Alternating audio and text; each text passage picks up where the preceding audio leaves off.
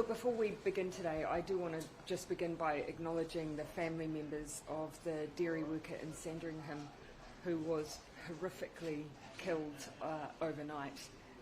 Sandringham is my local community, and I know that the local community is a tight-knit one, and that particular dairy was well supported by the local community, including through a group who had established themselves some time ago to ensure that they were responding to issues and community prevention concerns.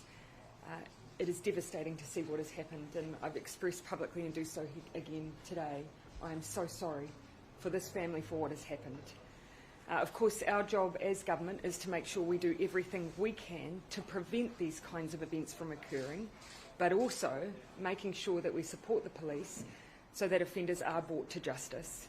Right now, as you can imagine, and rightly so, the focus of the police is on apprehending who is responsible for this horrific act. The police, I understand, held a press conference earlier today giving extra detail and calling for the public's assistance in identifying the individual and bringing them to justice. I will continue to receive briefings, both as a local Member of Parliament, but also because of the focus that we have as a government presently on what we have seen, the particular targeting of retailers, dairies and superettes. It has primarily been in recent times ram raids. We've seen a decline this month, but you can see from this event we still have grave concerns over repeated aggravated robberies, burglaries, and this is a scenario where we've seen the most horrific of outcomes. We have, of course, put in place the preventative funding that sits alongside fault cannons to try and make sure that that extra support is in place. But we are continually talking as ministers about what more can be done to support, in particular, the police and business owners. I'll refer a little bit just to why we're here today. Obviously, we had a visit here booked in with Georgie Danzy to spend a little bit of time looking at some of the growth that we have had in Hamilton. It has changed dramatically over the last decade. We've got a large number of families moving into Hamilton because it's a great place to bring up your kids. It's one of the reasons why Georgie has lived here for several decades. Of course, that brings pressure on housing and public housing. Today we visited a transitional housing place so you can see some of the work we're doing to provide housing, particularly for 17 to 24-year-olds. We're proud of the 600 public houses we've built here, more than 300 transitional, but there's more to be done. And just a quick check-in on the regional theatre. The Dairy and Business Association says if the government listened to their concerns, this death could have been avoided. What is your reaction to that? Look, I think the most important thing today is to make sure that, first and foremost, we acknowledge the family at the centre of this horrific event. And also that we make sure that the police are as well supported as they can be to make sure that justice is done and that the person who is responsible for this act is brought to justice. Of course, the Minister of Police has met with those business representatives and has heard their concerns, and a number of the initiatives we've taken on board has been a result of that continual feedback of how we can better provide support. Of course, none of that changes what has happened yesterday. The opposition says you're soft on crime, are you? Obviously, I've completely disagreed with that statement all the way through, and I just point to the record. We have not lessened any of the penalties that exist for what are these horrific acts. Burglary, 10 years, aggravated burglary, 14 years. None of that has changed. In fact, what we have done is increase our spending on police, increase the preventative support that's in place, but we know we also need to keep adding in extra interventions, particularly when it's children involved. Does this stabbing change anything in terms of policy? We already had a heightened focus on these events. Just yesterday afternoon, I was meeting with the Justice Minister, Police Minister, Minister of Social Development, again working through where there may be gaps in the system, what more we can do. So this is where, as a government, we've had a focus, but it's also about continuing to bring people to justice. One of the reasons we've had a decline in ram raids this month will be because of the high number of prosecutions that the police has brought, but that doesn't change what this family has experienced in this case. You just said that Hamilton was a great place to bring up a family. It is. Is it really? There are so many families growing up in emergency housing here. This is a great city to bring up a family. That has caused extra growth. We need to make sure we're doing what we can to meet that growth. That includes the 150 million we've supported the council to make sure we've got the infrastructure so they can build more houses. In fact, since we've come into office, there's been a 30% increase in consents here. So they are building rapidly. At the same time, when we came into office, there were roughly 15 public houses being built a year. Now, since we've been in office, over 600. We are building rapidly, but there is extra demand in the city that we need to meet. As well as those 600 odd houses that we've already delivered, I think the other key message is that Hamilton continues to be a focus.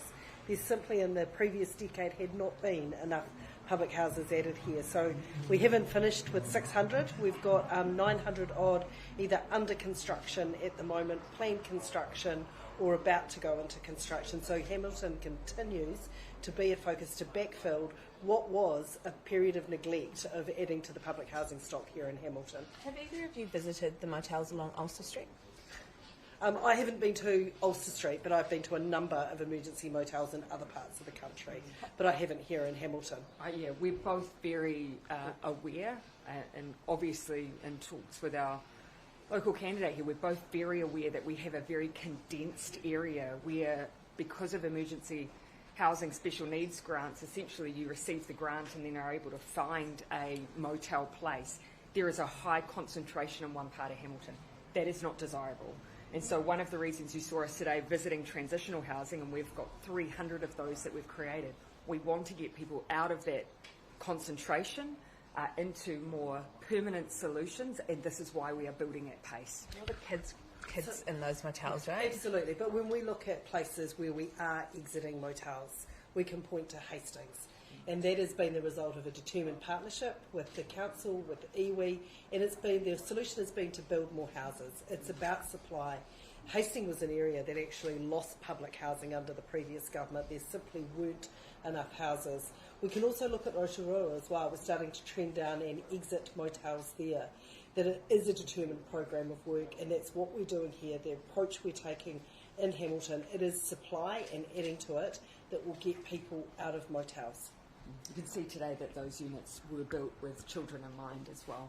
Yeah. Coming back to the Sandringham killing, did you shop at the dairy yourself? You live in the area? No, my local dairy is a little closer to my home, but it is still, quite close to where I reside, and it's a close-knit community. So I am aware of the dairy, and I am aware of some of the community members who work closely to support that local shop owner. One of those members is Sunny Kushal. He has called on the government to meet with his...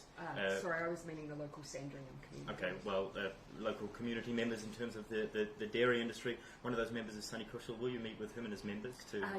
I believe it was maybe, I want to say 3 weeks ago, he met with the Minister of Police. And this is where, as I say, some of the concerns that have been raised, you will have seen that we have been working to respond in those preventative measures. Roughly 120 owners of at-risk properties, or those who have already experienced crime, have either had installations or have contractors in place to install, and that's alongside the roughly 1,000 fog cannons that we've installed for business owners since 2018. Sunny says that you prioritise offenders over business owners. Do you think that's true under your government? I know Sunny. I've known Sunny for a number of years through politics. I completely reject what he said. You talked about preventative measures, but what a lot of people are calling for are greater consequences, particularly for youth offenders. So why aren't you looking at that? You've heard me today talk about the fact that the penalties remain the same under this government as they have been previously. For burglary, again, for burglary, 10 years. Aggravated burglary, 14 years. The penalties exist. The issue is that for some of our particularly young people, they are not thinking about the punishment when they go out and commit these crimes. And so the issue for us has to be, yes, making sure that there is that active responsibility and making sure that we're apprehending, and you see that that is happening at great pace. But we also want to prevent them in the first place, not just through fog cannons, but by stopping these kids engaging in this criminal activity in the first place. Some of the preventative programs and interventions we've put in place are making a difference. And that is one of the reasons we are starting to see a decline in some areas, but we know we need to keep going. Putting aside the boot camp policy, would you look at ankle bracelets? Again, you've heard some of our views already. The reason we reject boot camps is because the evidence shows they don't work. What I would say is that there is the ability for young people, of course, already to go into the youth court, or if it's serious enough, to go into the district court. So they will use a range of different options available to them. Yeah. Would you expand beyond what's already being done with ankle bracelets? Would you expand that? Again, those are tools that are already available to the courts when young people enter into them. What we're trying to expand is particularly the programs at the earlier ages, because we are seeing more 12 and 13-year-olds. That's new. And so that's where some of our interventions have been focused, because the youth court isn't placed to deal with those kids. That's where we are starting to see those programs make a difference. Are you worried that dairy owners are going to start arming themselves? That is an issue that has been raised with us, and of course our focus is their safety. And look, and this is a horrific event that has occurred in Sandringham, and I wouldn't want any of my statements here to connect to that, because actually that is an absolute tragedy that has occurred. Separately, we've been having conversations around how we make sure that we keep people safe. We've taken a different view from some of the dairy owners over the idea of whether or not arming keeps people safer. Is the government failing to protect shop owners from this crime wave, though? Firstly, again, as I say, first and foremost for us, it's about just acknowledging the family members today, and of course, the individual who committed this crime needs to be brought to justice and held responsibility for what has occurred here. We do, however, have a role to play in trying to prevent these things from occurring in the first place, and you've already heard me speak to that. Can the government do more, though? I will always look for what more that we can do, always. One act is one too many. One robbery is one too many. So for us, it's not a matter of having some kind of tolerance for crime in our community. So we will keep looking for what more we can do. And again, these preventative measures we've recently put in place have been part of that. While I've got you, I might ask you about the OCR, if that's okay. Sure. The recent announcement. What will a recession mean for New Zealanders, and is it the most disadvantaged in society who will feel the greatest impact of that? You know, of course, that in our history has been one of the impacts, and that's why we're working so hard as a government to make sure that we are supporting New Zealanders through. We have record low unemployment. We've already been undertaking initiatives to make sure we're supporting families, increases in the family tax credit, reducing the cost of fuel, increasing childcare subsidies. All of those acts are about making sure that we support families through this next period, which we are not alone in experiencing. Would you encourage Kiwi households to watch their spending this Christmas in this inflationary environment? Look, you will have heard a number of statements made by the Reserve Bank today, and look, those are obviously for them. For us, we're focused on what we can do to support families through. We're focused on bringing our own, and we have been for some time, making sure that we're tightening our belts and supporting those businesses and sectors that help drive our economy. That's our focus. You were encouraging Kiwis last Christmas to go out and spend, buy local. We were supporting. Is it the opposite this year? I will always suggest to people that when they're making purchasing decisions, to think about how they can support local businesses. Of course, I'll be consistent on that. Individual families will be making their own choices. Our job is to help support them the best we can through what is an internationally turbulent time, but one nonetheless we are well placed to get through. Just finally on Hamilton West, has Orr's 75 basis point increase to the OCR sealed your party's fate in the by-election and perhaps even next year's general election? Back to transitional housing. Do you mind if I finish with you then? Sure. I'm sorry. That's right. Back to transitional housing. What is the plan in Rotorua? So the plan in Rotorua is in terms of what we've seen work in Hastings. And that's what we've always said, that we're going to work in strong partnerships with local government, with iwi, with community providers, but fundamentally it's about supply. When we look at the number of motels we've been able to exit in Hastings, and we're starting to see that in Rotorua, it happens when you start to see the rebuild of the public housing stock. Rotorua was a place that from 2016 had 9,000 people. Its population grew by 9,000 people. There were only a little over 1,000 houses added in that same period of time. There simply aren't enough houses. So as well as our public house build, we've put infrastructure money in to allow more housing to be built there. But critical to making this work, as we've seen in Hastings, is that partnership with iwi and with local government. So what's standing in the way of that right now? We're doing it. So while under the previous government the number of public houses in Rotorua dramatically decreased, we've been increasing it in Rotorua. The tragedy for me is that we've only been making up for what was lost in the previous 9 years. But we're continuing to build. We've got a strong pipeline of houses, and it is a particular area of focus because there is such need. The Mayor wants the deadline of when people will leave the transitional housing. Are you able to give a deadline? No, I've been in communication with the Mayor. I've been in, met with her since her election. We've talked about what we can do to work together. I understand completely where the people of Rotorua are coming from. The people of Rotorua also understand that before people were in motels, they had people rough sleeping on the streets of Rotorua. The issue here is there are not enough houses and there is homelessness. That is what we'll work with the Mayor, the Council and with local iwi on. What about Before we the wrap, do you government? mind if we get Georgian to ask a couple of questions? Sure, Just about the by-election? Thank you. No, absolutely. The only reason Georgia was off to the side is we knew there'd be a big focus on the government of the day issues. How do you rate your party's performance with housing? Look, I was here last week with Megan Woods, and when we did a huge announcement on housing in Hamilton, and that announcement enables 4,000 new houses across Hamilton, plus infrastructure, including a water reservoir to support that. I'm delighted as a Hamiltonian that we continue to invest in housing in this government. And as the PM said that this morning, we went and visited some transitional housing that's just been built. And we continue to work. We know there's more to do, but we're continuing to work towards that, and I think the government's doing an excellent job. Do you think the housing crisis is going to impact your chances of winning the by-election? Look, what I'm focused on is ensuring I get around to as many communities as possible in Hamilton West and speaking to as many people as I can. What I want to do is listen to their issues, find out what's important to them, and make sure that as a Member of Parliament for Hamilton West, I'm banging on ministers' doors and making sure they're hearing about all these issues. What do you think, Prime Minister? Do you think the housing crisis is going to impact? Oh, it's all ultimately, Hamiltonians themselves will look at our record here. We have seen growth in the need.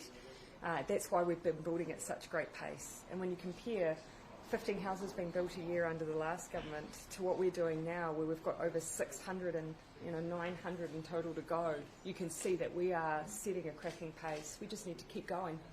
Georgia, you mentioned banging on ministers' doors to advocate for Hamilton West. You The have bonus them, of having an MP in a sitting government. and you have them right here. So, what would you like to ask them for? She's already showing us. Look, I've had them both here before, and they're here again, and they're coming before the election, and we're having these conversations as we go. The things that I've been focused on are the same things that the government's focused on, which is ensuring that families are coping with the cost of living and ensuring that our communities are safe. And those are conversations that I have had and will continue to have with our ministers. Why did you choose? One of the things that makes it easier for Georgia, and this is a place I know really well as well, and so even before we had this by-election, obviously we were making those investments in regional infrastructure because this is a city that has changed. It's a city that has such huge potential, and it's about making sure that we're supporting that local community realise all that they have in their hopes and aspirations for this place. Why did you decide not to go to any businesses that have been mandated today? I'm intending to come back, and we know that this is one of the issues that certainly the Mayor, in fact I met with the Mayor 2 weeks ago specifically on this issue. So already met with the Mayor, talked about it, we'll be looking to keep engaging. This just today we happened to focus in. Probably if we did the opposite you would have asked why we weren't visiting housing because of Ulster. All right, thanks everyone.